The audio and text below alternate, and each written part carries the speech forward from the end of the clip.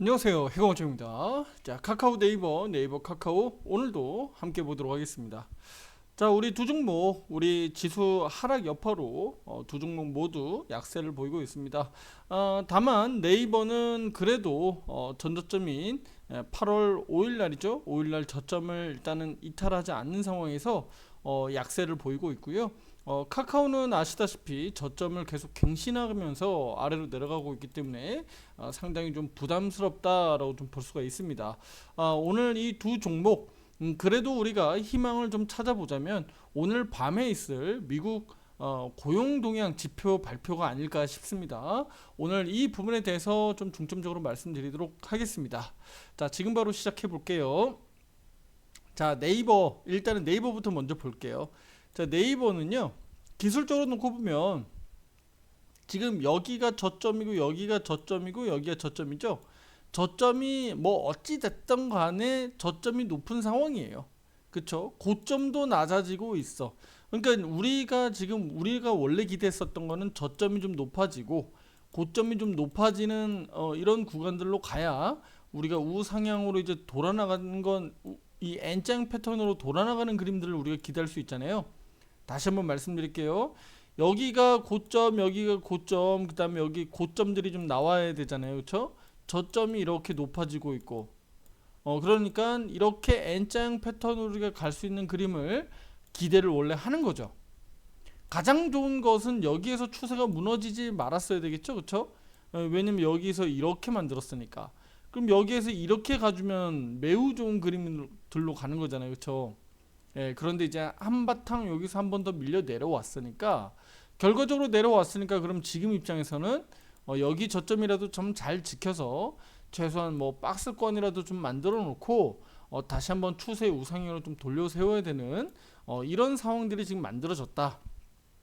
그렇게 보시면 되겠습니다. 그래서 네이버 뭐 개별적으로 보면 뭐 네이버가 뭐 특별하게 악재가 지금 있는 것은 아니니까 우리 지수만 미국 증시라든가 우리 국내 증시만 큰 문제가 없다 그러면 분명히 반등 나올 가능성은 저는 높다고 보고 있습니다. 자, 우리 카카오로 좀 가볼게요. 자, 카카오 같은 경우는 최근 신저가를 계속 갱신하고 있죠. 그러니까 52주 신저가 갱신을 계속 이어가고 있다. 그렇게 보시면 되겠고요. 뭐 물론 이제 카카오도 네이버하고 이제 비슷했습니다. 여기서는 비슷했는데 여기서 한꺼번에 좀 꺾여 내려가면서 예, 주가가 크게 좀 밀려 내려왔고 특히 다음 주에 있을 11일 김범수 위원장 공판 때문이라도 일단은 단기적으로 이거 반영되고 있다라고 좀 봐야 되겠습니다. 그래서 쉽게 얘기하면 이 악재가 있는 곳에서 주가가 먼저 주가 조정이 나오기 때문에 제가 이 악재가 그럼 반영된다고 보면 나중에 우리 11일 날 첫 공판에서 실제 김범수 위원장이 뭐 구속된다든지 추가적으로 이제 구속이 된다든지 뭐 아니면 벌금형이라든지 어쨌든 이런 결과들이 좀 나오면 당연히 뭐 항소를 할 거기 때문에 이거 당장은 요거 11일 결과가 중요한 겁니다. 예. 어차피 그 결과가 악재가 나온다고 하더라도 항소할 거기 때문에 어차피 이거 11일 요 날짜가 지나는 게 중요하다. 왜냐면 우리 입장에서는 카카오 입장에서는 요게 악재로 지금 딱 기간이 정해져 있으니까 뭐 그 다음 항소심은 그건 나중 얘기고 그건 나중에 얘기하자고요. 시간이 그거는 좀 길게 남아 있을 거니까. 그러니까 지금 카카오 입장에서는 당장 다음 주 11일 그 일정 결과만 나와주면 되는데 더 나쁠 게 있느냐는 거죠. 악재가 나왔다라고 보면 악재 선반영. 만약에 뭐 예를 들어서 무죄라고 해서 출소가 돼버리면 지금 구속 수사 받고 있는데 출소가 돼버리면 주가 급등으로 가겠죠. 그러니까 지금 카카오 입장에서는 지금 상황에서는 더 안 좋을 게 뭐가 있느냐 이렇게 보는 겁니다. 쉽게 얘기하면 잃을 게 없다. 뭐 잃을 게 더 얼마나 더 있느냐 이렇게 많이 빠져 있는데 약간 이런 쪽으로 제가 돌려서 말씀드릴게요. 근데 반면에 주가가 뭐 예를 들어서 주가가 많이 올라가 있다. 뭐 고점 영역이다. 연신 막 52주 신고가 갱신하고 있었다. 이런 종목들은 어떻게 될까요? 이런 종목들이 악재가 있다 그러면 잃을 게 많죠. 떨어지면 급락할까 두렵잖아요. 그러니까 그런 것은 잃을 게 많은 상황이고, 지금 카카오 입장에서는 이만큼 많이 빠져 있는데 뭐 이 상황에서 뭐 잃을 게 뭐가 있느냐, 약간 이런 느낌이에요. 그쵸? 네, 그래서 지금 그런 느낌으로 보면 카카오는 다음 주 오히려 그 공판 기일을 전후로 해서 진정한 바닥이 좀 나와줬으면 좋겠다라는 기대감, 그런 가능성을 투자자분들 말씀드리고 싶습니다. 자, 그러면 이제 오늘 밤에 있을 고용 동향 그거 가지고 좀 얘기할 건데, 미국 고용 지표인데 뭐 왜 우리 한국 시장이 영향을 받지라고 할 수 있지만 상당히 중요합니다. 자, 제가 이렇게 말씀드릴 텐데, 미국이 금리 결정하는데, 미국이 금리를 뭐 인하하거나 뭐 동결하거나 또는 인상하거나 금리 결정을 하는데 두 가지를 그 주요 재료로 봅니다. 두 가지를 보는데 그 첫 번째가 바로 뭐냐면요, 고용 동향입니다. 고용 동향. 쉽게 얘기하면 뭐 실업률이라고도 표현할 수도 있는데, 고용 동향, 여러 가지 이제 고용 지표들이 여기 이제 포함되는 거죠. 네, 그리고 두 번째가 바로 뭐냐면 물가입니다. 물가. 여기는 이제 뭐 생산자 물가, 소비자 물가, 물가들이 이제 포함되겠죠. 요 두 가지 지표들을 전략적으로 이렇게 잘 분석해서 금리를 결정하게 됩니다. 네. 그리고 또 대외 변수, 또 시장 변동성이라든가 여러 가지 또 대외 악재들을 또 판단을 하겠죠. 예.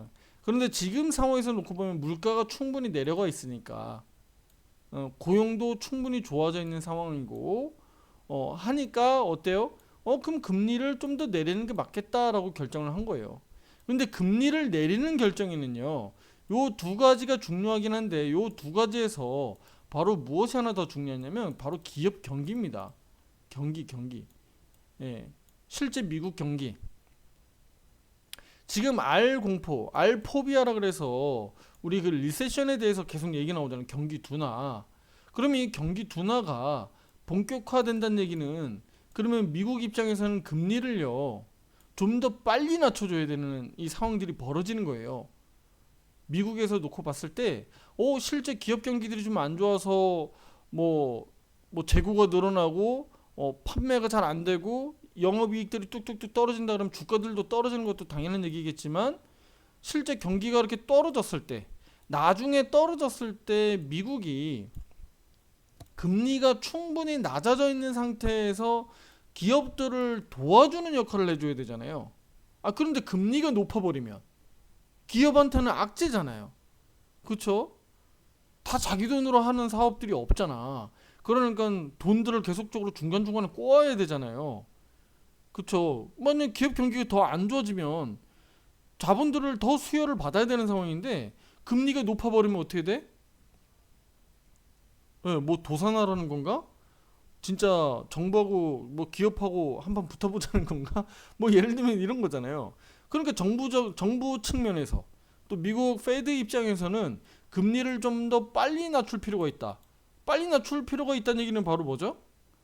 기업 경기가 급격하게 경기가 안 좋아지기보다는, 예, 서서히 안 좋아지더라도, 그러니까 서서히 좀 안 좋아지게, 서서히 둔화되게. 급격하게 경기가 하방으로 가버리면 그 금융 시장이 크게 변동성이 커지고 리스크가 커지니까, 나중에 그 금리를 낮춰버리면 그 효과가 미미할 수 있거든요.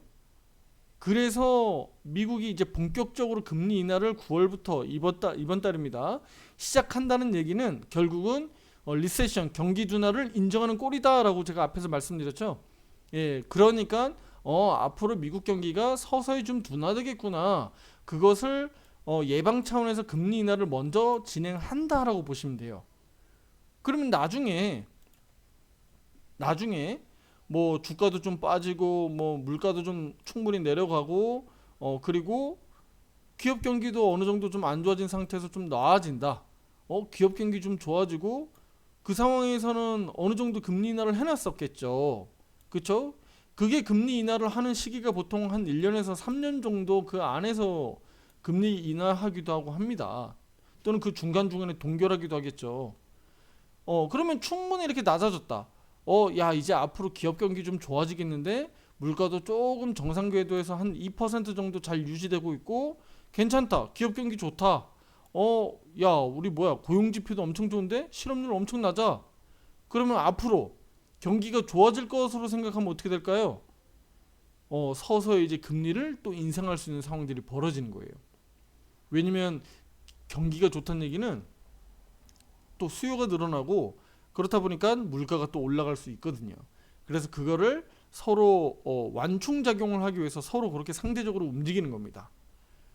그렇다는 얘기는 뭐죠? 그러니까 우리 금리를 올린다는 얘기는 뭐예요? 기업 경기가 좋아진다는 얘기하고 똑같은 얘기야, 투자자분들. 그거를 반증하는 겁니다. 그런데 우리는 항상 주식 시장에서 우리 교과서적으로 주식 배울 때 금리 인하는 주식의 호재, 금리 인상은 주식의 뭐 악재 이런 식으로 우리가 보통 배우잖아요. 실제 시장은 이거와 반대로 움직인다. 뭐 정확히 반대로 움직인다라기보다는 좀 선행한다 그렇게 보면 될 것 같아요. 시장이 선행한다. 그러니까 주식 시장이 먼저 선행한다는 거죠.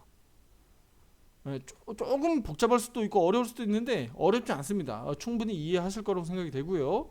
제가 최대한 좀 이해를 돕고자 이렇게 좀 풀어서 설명드렸으니까. 그래서 우리 고용지표 매월 원래 지표인데 매월 첫째 주 금요일 날 나오죠. 미국의 이 고용지표 여기에 또 실업률이 중간에 나오는데 그래서 이 실업률 고용지표 요거 한번 여기 제가 오늘 방에 올려드린 내용이 있으니까 유료방에 요거 한번 볼게요. 자, 이렇게 보시면 164K K는 아시죠? 천단인 거. 자, 비농업 고용지표 요거 상당히 중요합니다. 이거 둘 다 8월 지표입니다. 164K 그 다음에 여기 실업률 4.2%. 그렇죠? 이전치 대비해서 실업률이 떨어진다? 비농업 고용 지표는 더 올라간다? 그러니까 농업과 관련된 비농업, 그러니까 농업이 아닌 쪽에서 고용 지표가 좋고 실업률이 떨어진다? 야, 이거 호재 아니야? 투자 여러분들 호재인 거지. 그러니까 실제 전망치만큼 잘 나와주면 물론 이제 이걸 가지고 미국 증시가 차익 매물로 나올지는 저도 장담할 수는 없습니다만 어쨌든 지표가 호조로 나오면서 지금 우리가 우려했었던 리세션, 경기 둔화에 대한 부분들이 다소 완화될 수 있다는 거죠. 완화. 야, 경기 둔화된다며? 안 좋다며? 그런데 실제 지표들은 좋게 나왔네. 야, 8월달 비농업 고용 지표 좋고 실업률은 떨어졌잖아. 그럼 너희 경기 좋은 거 아니야?